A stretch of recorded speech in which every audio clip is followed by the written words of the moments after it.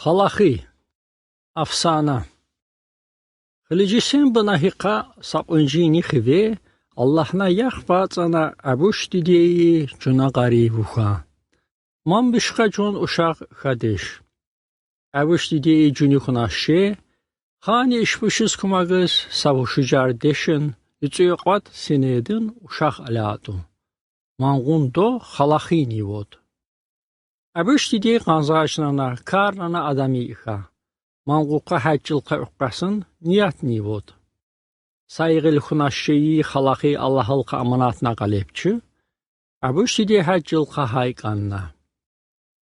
Sayxal, yedi oxanasın vacı qoy xaran, qadeyka man otxananğı qari eyin. Hayni vacı ke qasun usut ixi, nime yugda eyi. Mançis qadey eyin. Yedu, qaliz iqqis.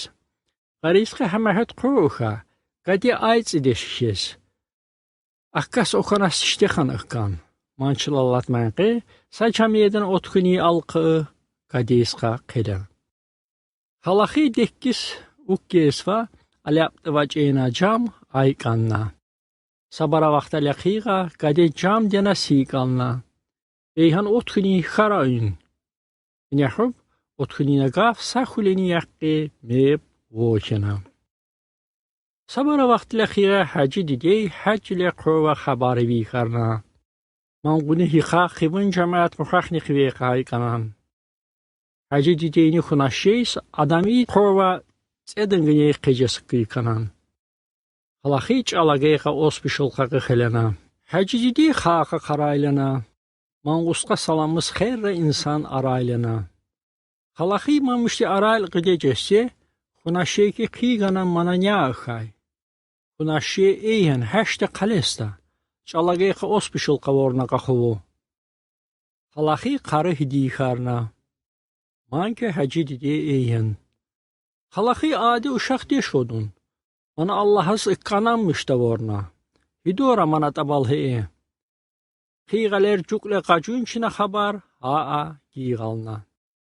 Xalaxi sahamde zas vaci ana sapınceşke haccılqa hi xarnani. Mangue xurcinençi otxunin adın cam xıqayşu hagamba. Cemaat matakan.